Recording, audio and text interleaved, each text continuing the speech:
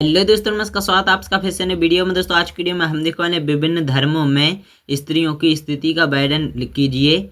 और हिंदू धर्म, ब्राह्मण धर्म, जैन धर्म, बौद्ध धर्म, इस्लाम धर्म, सिख धर्म एवं ईसाई धर्म में स्त्रियों की स्थिति का वर्णन कीजिए। तो चलिए दोस्तों देखेंगे सब कुछ। आप लोग वीडियो में कंटिन्यू बने रहिए।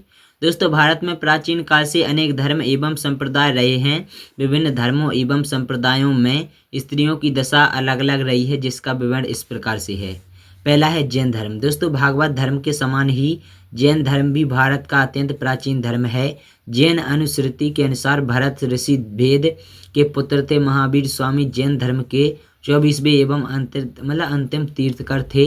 दोस्तों जैन धर्म में प्राचीन काल से स्त्रियों की स्थिति अत्यंत अच्छी थी और वे शिक्षित होती थी तथा संपत्ति में भी अधिकार रखती थी। महावीर जी ने स्त्रियों को स्वच्छता की बात की, स्वतंत्रता की बात की है। और जैन धर्म में गृहस्थ स्त्रियों के लिए कुछ नियम भी बनाए गए हैं। जैनों में शुद्धता पर विशेष ध्यान दिया गया है। और जैन धर्म यह मानता है कि सृष्टि अनादि है तथा जिन 6 तत्वों से बनी है वह भी अनादि है। मध्यकाल में इस्लामी आक्रमण के पश्चात जैन धर्म में स्त्रियों की दशा में अंतर आया तथा इस धर्म में भी अशिक्षा, पर्दा प्रथा जैसी कुरीतियां फैल गईं।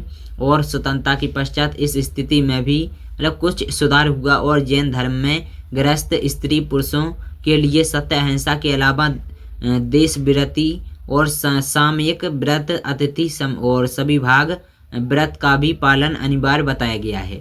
इसके बाद बात करते हैं इस्लाम धर्म में स्त्रियों की स्थिति। तो दोस्तों इस्लाम में स्त्रियों की स्थिति अच्छी नहीं रही। इस्लाम धर्म में स्त्रियों को दबाकर रखने की प्रथा मध्यकाल में प्राचीन पश्चिम एशिया में रही थी। तुलनात्मक दृष्टिकोण से हिंदू इस बारे में अधिक उदार थे। इस्लाम का उदय जिस क्षेत्र में हुआ वहाँ स्त्रियों की दशा अत्यंत खराब थी। मध्यकाल में स्त्रियों को किसी भी प्रकार की स्वतंत्रता नहीं थी। पर भारत पर इस्लामी आक्रमण के पश्चात नारी जाति की उन्नति नहीं हुई बल्कि स्थिति और खराब हुई। इस्लाम में यानी मुसलमान स्त्रियों की स्थिति क्या थी, यह इस्लाम के सबसे बड़े दर्शनाचार्य अल गजाली की उक्तियों से प्रत्यक्ष हो जाता है। दोस्तों अल गजाली ने लिखा है कि औरतों से राय लेना ठीक है, लेकिन आचरण हमेशा इसके विपरीत कहना चाहिए। नबी ने कहा है, औरत की रचना छाती की टेढ़ी हड्डी से की गई है, इसलिए तुम औरत को यदि झुकाना चाहोगे तो वह टूट जाएगी और यदि स्वतंत्र छोड़ोगे तो वह और भी टेढ़ी हो जाएगी। इसलिए उससे सोच समझकर व्यवहार करो। पर्दा प्रथा का कठोर समर्थन करते हुए अल गजाली ने लिखा है कि जहाँ तक संभव हो औरतों को घर के बाहर जाने नहीं देना चाहिए, ना उन्हें छत पर जाने, ना दरवाजे के पास खड़ा होना देना चाहिए। इस्लामी दार्शनिकों ने स्त्रियों के बारे में यह भी लिखा है कि औरतें ना तो अजनबियों को देखें, ना उन्हें अपने आप को देखने का मौका दें, क्योंकि सारी शरारतों की जड़ निगाह में होती है। दोस्तों पत्नियों की दास्तां कहने की शिक्षा स्त्रियों को इस्लाम भी देता है। और इस्लामी दर्शन के अनुसार स्वयं नबी ने कहा है कि ईश्वर के बाद यदि किसी और को पूजना आवश्यक ही है तो औरतों को पूजा अपने शौहरों की करनी चाहिए। मध्यकाल में भारत में स्त्रियों को पर्दा में रखा गया तथा उन्हें शिक्षा एवं बाहर निकलने से वंचित किया गया। वर्तमान में हालांकि इस्लाम धर्म में स्त्रियां कुछ जागृति उत्पन्न हुई है, लेकिन फिर भी इस्लाम में स्त्रियों पर अनेक प्रतिबंध हैं और एक पुरुष 4 स्त्रियों से विवाह कर सकता है। हिंदू धर्म की अगर बात करें तो दोस्तों प्राचीन भारत में स्त्रियों का काफ़ी सम्मान था और वैदिक युग में नारियों का बड़ा ही पूजनीय स्थान था। ब्राह्मण संस्कृति में सदैव ही स्त्रियों का आदर रहा है। पत्नी के बिना आज भी हिंदू धर्म में कोई भी धार्मिक संस्कार पूर्ण नहीं होता। वैदिक काल में तो स्त्रियां कुल देवी मानी जाती थी। विवाह के अवसर पर वधू को आशीर्वाद देने के लिए ऋग्वेद में जो मंत्र हैं उसमें वधू से कहा गया है कि सास, ससुर, देवर और ननद की तुम सामग्री बनो। स्त्रियां गृह स्वामिनी तो होती ही थीं, किंतु उनका कर्म और क्षेत्र केवल घरों तक ही सीमित न था। विशेषकर क्षत्रिय कुल में उत्पन्न स्त्रियों को युद्ध के सारथ्य करने का भी अधिकार था। वे असाधारण विचारका एवं विद्वान भी होती थीं। वेद की अनेकों विचारों स्त्रियों द्वारा रचित हैं और वैदिक काल में विवाह हेतु कन्या की सहमति ली जाती थी तथा वर्तमान में भी अनेक कुलों में कन्या की सहमति ली जाती है और पुत्र के अभाव में पिता की संपत्ति का उत्तराधिकार पुत्री को प्राप्त होता था।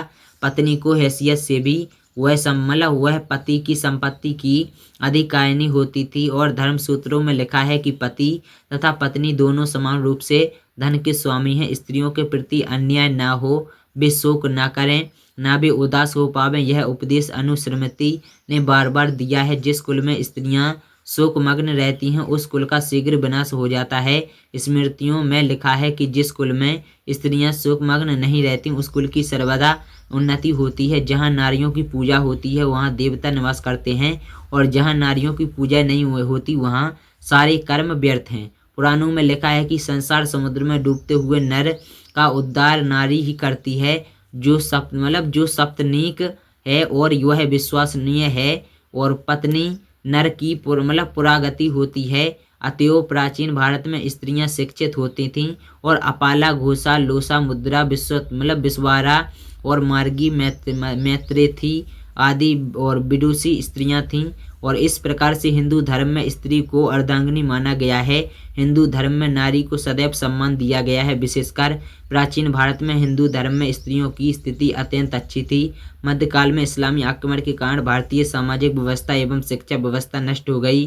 विशेषकर सल्तनत काल में स्त्रियों की दशा अत्यंत खराब हो गई और खराब आर्थिक दशा, अशिक्षा, पर्दा प्रथा, सती प्रथा, विधवा विवाह निषेध आदि अनेक बुराइयां स्त्रियों के लिए उत्पन्न हो गईं और मुगल काल में भी स्त्रियों की स्थिति अच्छी नहीं रही। हिंदू धर्म में केवल संपन्न वर्ग एवं राजपूत राजकुमारियों की स्थिति अच्छी बनी रही, लेकिन वह भी प्राचीन काल की तुलना में काफ़ी खराब थी। औरंगजेब की मृत्यु के पश्चात भारत में इस्लामी शासन का अंत हो गया, लेकिन स्त्रियों की स्थिति खराब ही बनी रही।